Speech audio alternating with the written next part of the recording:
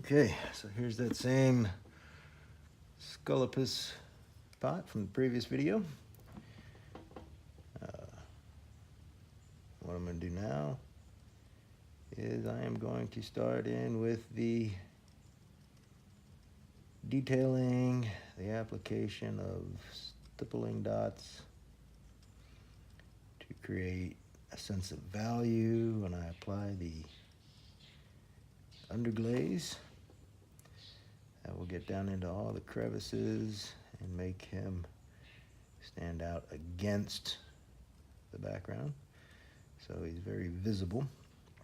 Again, I'm still using the same bison tool with a fine point.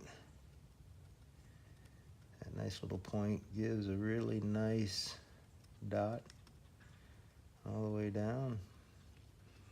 Luckily, this particular piece is at a stage where I can do a fair bit of stippling and get that nice look, that aesthetic rather, that I appreciate.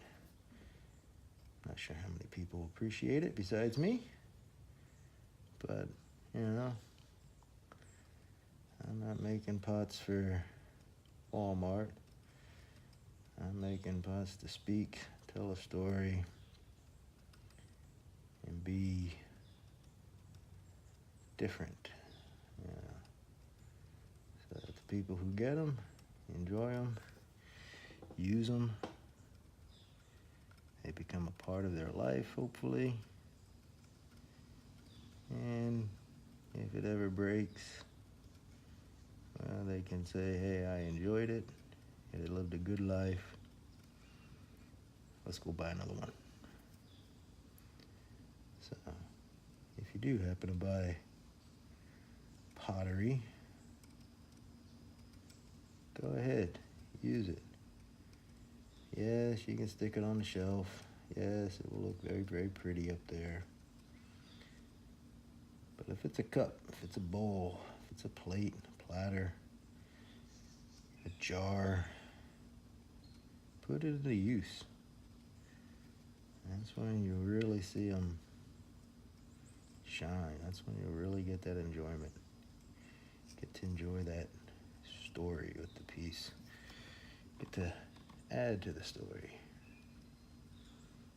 I know, a whole lot of crazy talk about adding to the story.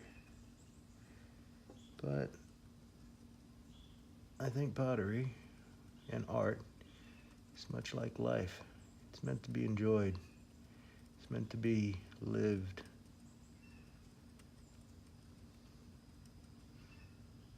So use it. Give it a life. Get out there and enjoy your life.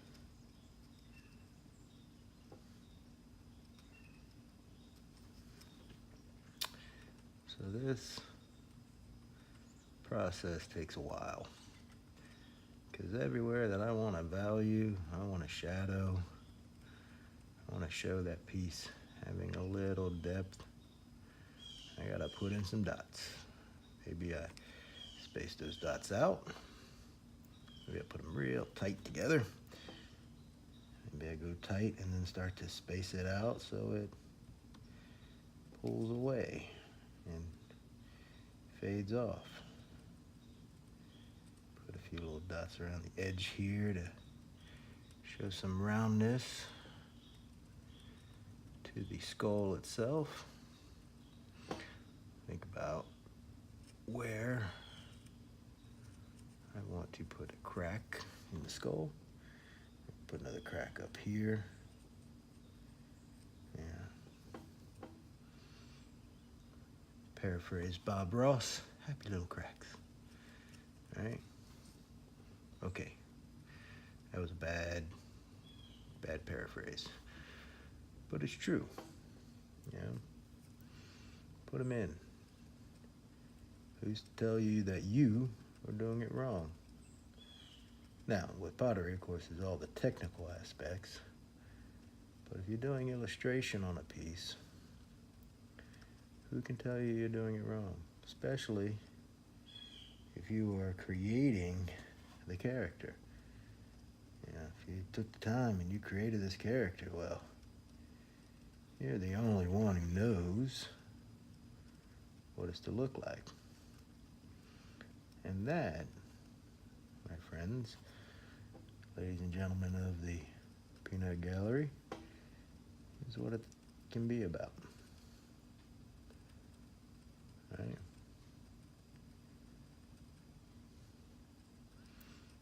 Gotta have a little shadow underneath that sucker on the arm. Put a little texture here. Show a little sense of depth. And that's one thing I like to do is show that sense of depth, right? So here in this area, I have some dots. In this area, because it's behind the skull and this particular arm, this arm will have more dots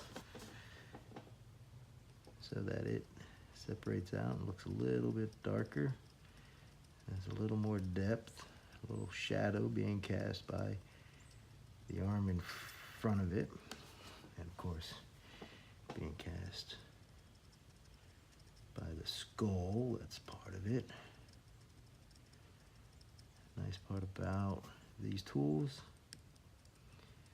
is they have a lot of nice areas to grip, so I can get real fine, or in this case I can brace my arm against my table, grab the back of my tool, this nice round part, and allow me to really kind of just keep working my dots in there. Usually we'll have some music playing when I do this. Sometimes the music gets into me and I start making the dots in time with the music, which is okay for most music. But there's some music where that bass line gets going and you just, it's like some strange 6/8 beat or something going on, and you're just making dots, and you have to almost slow yourself down and go, wait a minute. Let me think about where I am actually trying to put those dots. It's very easy to put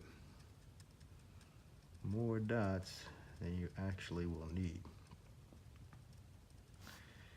So, and again, see, I have this arm is, of course, behind this arm here, so I have to keep coming in with more dots in this area here to really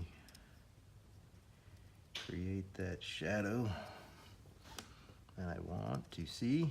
And I know I'm going to get a nice little shadow or illusion of a shadow by doing that. And then I can start to space out my dots to really kind of emphasize that roundness, placement of those dots, make them maybe not as deep, not as big, definitely not as close together as previous. See, so I'm gonna bring this up here. See that a little bit better now. Yeah. And we'll put some dots up under here. And you can see those dots going in. Give a little shadow underneath the arm, between the arm and the sucker.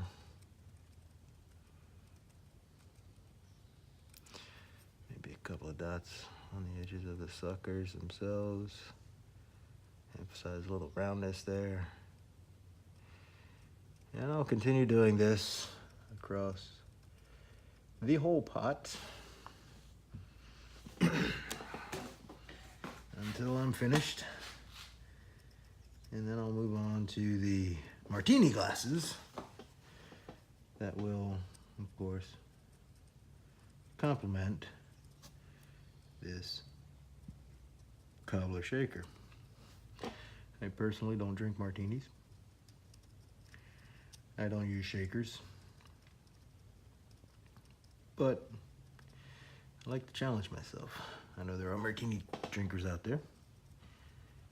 And martini drinkers should be allowed to have a scullopus in their life, just like my rum and whiskey drinkers and beer drinkers.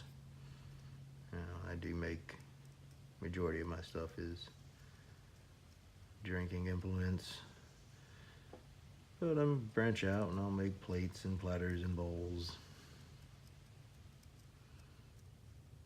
But right now, we are working on a drink set because, well, there's reasons. And if this is accepted, I can tell you what that reason is. But till then, we'll keep it on the down low. As the kids say, the DL. And on that note, I'm going to continue putting dots on this piece and let you get back to your regularly scheduled programming.